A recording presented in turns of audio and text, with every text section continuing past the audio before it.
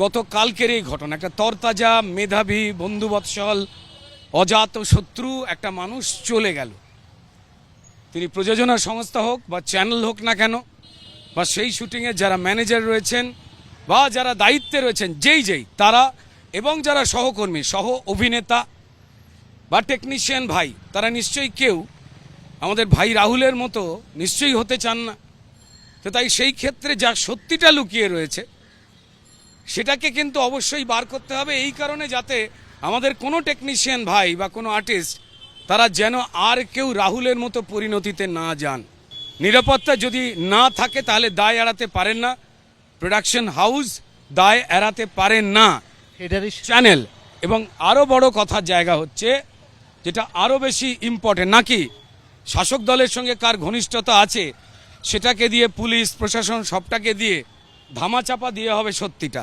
অভিনেতা রাহুল বন্দ্যোপাধ্যায় আর নেই, এই কথা মেনে নিতে পারছেন না কেউই। শোকের ছায়া গোটা টলিপাড়ায়। এমন একজন অ্যাক্টর, ছোট্টবেলা থেকে ওই হাসি, অমলিন হাসি মুখটা দেখেছি ওর, সেই হাসি অটুট রয়েছিল। এমন একজন স্পষ্টবাদী সাহসী অভিনেতা, এমন একজন পড়ুয়া ইন্টেলেকচুয়াল অ্যাক্টর যে কিনা পপুলারও, সে চলে গেল অকালে। দিকে বোধ হয় কিংবদন্তি অভিনেত্রী কেয়া চক্রবর্তীকে আমরা এরকম ভাবে হারিয়েছিলাম জলে ডুবেই অভিনেতা রাহুল বন্দ্যোপাধ্যায়ের মৃত্যু হয়েছে। ময়নাতদন্তের প্রাথমিক রিপোর্টে তা উল্লেখ রয়েছে বলে হাসপাতাল সূত্রে খবর। দীর্ঘ সময় জলের তলায় ছিলেন রাহুল বন্দ্যোপাধ্যায়। রাহুলের ফুসফুস ফুলে প্রায় দ্বিগুণ আকার নিয়েছে। ফুসফুসের ভেতরে প্রচুর বালি ও নোনা জল আছে, উল্লেখ রয়েছে ময়নাতদন্তের প্রাথমিক রিপোর্টে। হাসপাতাল সূত্রে এই খবর। প্রায় 1 ঘন্টা জলে ডুবে থাকলেই এমনটা হয়। ময়নাতদন্তের প্রাথমিক রিপোর্ট দেখে এমনটাই মত বিশেষজ্ঞদের।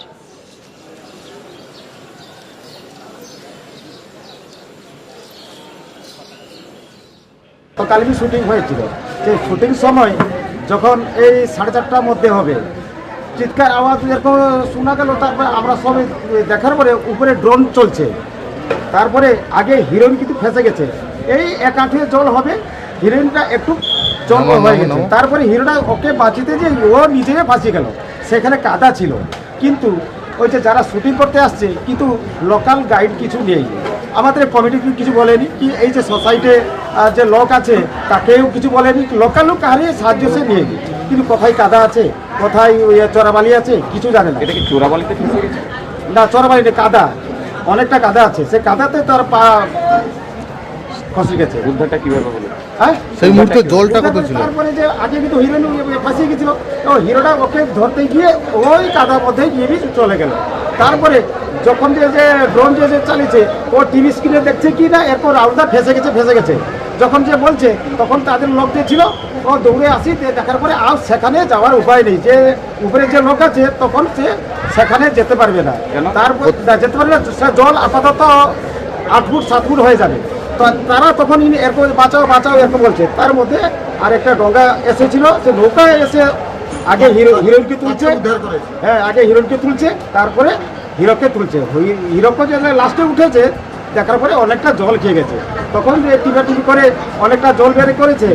হ্যাঁ বেঁচেছিল, এখানে আসার পরে বেঁচেছিল, চিৎকার করেছিল, ছাটপিটে এরকম হচ্ছিল। তারপরে হসপিটাল নিয়ে গেল, তারপরে শুনতে পেলাম যে ও সেখানে ডেড করে গেছে। পুলিশ কেউ ছিল না? না, পুলিশ কেউ নেই।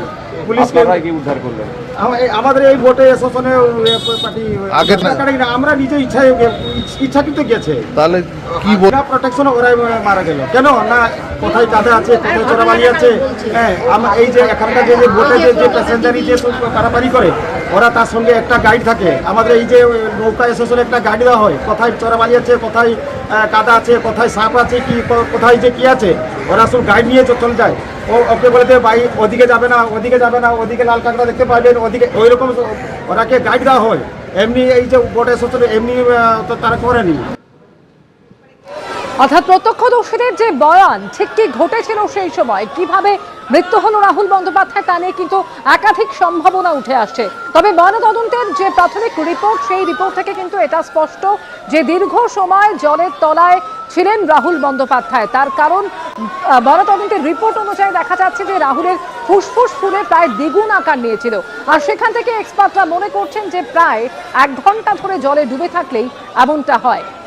দীর্ঘক্ষণ জলের তলায় ছিলেন রাহুল বন্দ্যোপাধ্যায়, কিন্তু সেই সময় তাহলে সঙ্গে সঙ্গে কেউ কেন এলেন না, কেউ এসে তাকে উদ্ধার কেন করলেন না, এমনই একাধিক প্রশ্ন তৈরি হচ্ছে। পোস্টমর্টেম রিপোর্ট থেকে আর ঠিক কি জানা যাচ্ছে? সন্দীপ সরকার এই মুহূর্তে টেলিফোনে রয়েছেন আমাদের সঙ্গে। সন্দীপ, দেখো, ময়নাতদন্তকারী চিকিৎসকদের অনুমান দীর্ঘ একটা লম্বা সময় জলের মধ্যে সম্পূর্ণ ডুবে থাকা এবং সেই ডুবে থাকাকালীন বাঁচার চেষ্টা করতে গিয়ে একদিকে যেরকম নিঃশ্বাসের সঙ্গে সঙ্গে নাক দিয়ে জল এবং বালি ঢোকে, তার পাশাপাশি তার মুখ দিয়েও কিন্তু সে জল এবং সেই বালি মিশ্রিত জল সেটা শরীরে প্রবেশ করেছিল। যে বালি মিশ্রিত জল তার পাকস্থলীতে গিয়ে জমে এবং ধীরে ধীরে ফুসফুস এর মধ্যে সেই জল এবং বালি জমতে জমতে একটা সময় আসে যখন তার আর ফুসফুসের সক্ষমতা থাকে না এবং শ্বাসরোধ হয়ে তার মৃত্যু ঘটে। কিন্তু সেই জমে থাকা জল এবং বালি তার ফুসফুসের আকার কিন্তু দ্বিগুণেরও বেশি করে তুলেছিল। ফলে তার দেহ যে অবস্থায় পাওয়া গিয়েছে তারপরে তাকে যখন হাসপাতালে নিয়ে আসা হয় তখন চিকিৎসকেরা তাকে মৃত বলে ঘোষণা করেন এবং তারপরে আর তাকে কোনোভাবেই তাকে সেই অবস্থায় কোনো চিকিৎসা সহযোগিতা করা যায়নি। মৃত্যুর কারণ দীর্ঘ সময় জলে ডুবে থাকা এবং তার বালি এবং যে জল, নোনা জল, সেই জল শরীরে প্রবেশ করা, এটাই চিকিৎসকেরা মনে করছেন এবং সেটা একটা লম্বা সময় সম্পূর্ণভাবে জলে ডুবে থাকার কারণে এই ঘটনা ঘটেছে তাদের অনুমান। ধন্যবাদ সন্দীপ তোমাকে। অর্থাৎ দীর্ঘ সময় জলে ডুবে থাকার কারণেই এমনটা ঘটেছে, এমনটাই জানা যাচ্ছে পোস্টমর্টেম রিপোর্ট সূত্রে। ফরেনসিক বিশেষজ্ঞ অজয় গুপ্ত কি বলছেন শুনুন। একটা হচ্ছে সমুদ্রতে তো সাধারণভাবে প্রচুর পরিমাণে বালি থাকবে সেখানে, তো একমাত্র হতে পারে যে যদি জলের মধ্যে পড়ে গেল এবং তারপরে সে জল খেলো, তারপর তুমি জল হয়তো খেলে তুলতে পারলো না, তখন আনকনসিয়াস হয়ে গেল। আনকনসিয়াস হয়ে যাওয়ার পরে সে তখন ওই যতক্ষণ শ্বাস নেওয়া যাচ্ছে আর কি, সেইটুকু সময় অবধি জল, বালি মিশ্রিত জল তার মানে খাওয়া বলুন ইনহেল করা বলুন দুটোই একই সঙ্গে হচ্ছে আর কি। এইখানেতে হচ্ছে স্টমাকে বালি ছিল এবং প্রচুর পরিমাণে জল, মানে সমুদ্রের যেহেতু বালি জল মেশানো থাকে তাহলে সেখানেতে বালি পরিমাণও যেতে পারে, কেননা তখন তো সে আনকনসিয়াস। রাহুল বন্দ্যোপাধ্যায়ের এইভাবে অকালে চলে যাওয়া কেউই মানতে পারছেন না। গতকাল যখন এই খবর সামনে আসে তখন তারপর থেকেই বিজয়গড়ে তার বাড়ির সামনে প্রচুর মানুষ জড়ো হন, তার সহকর্মীরা, সহ অভিনেতারা, তারা একে একে তার বাড়িতে আসেন। আর আজকে কেওড়াতলা মহাশ্মশানে নিয়ে যাওয়ার পরও প্রত্যেকেই উপস্থিত থাকেন সেখানে শেষ শ্রদ্ধা জানানোর জন্য।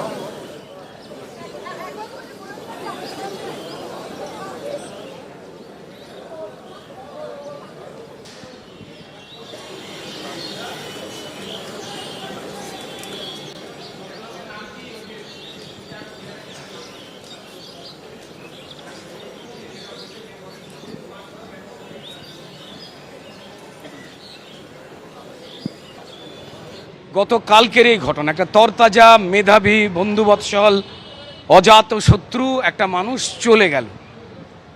তিনি প্রযোজনা সংস্থা হোক বা চ্যানেল হোক না কেন, বা সেই শুটিংয়ে যারা ম্যানেজার রয়েছেন বা যারা দায়িত্বে রয়েছেন, যেই তারা এবং যারা সহকর্মী, সহ অভিনেতা বা টেকনিশিয়ান ভাই, তারা নিশ্চয়ই কেউ আমাদের ভাই রাহুলের মতো নিশ্চয়ই হতে চান না।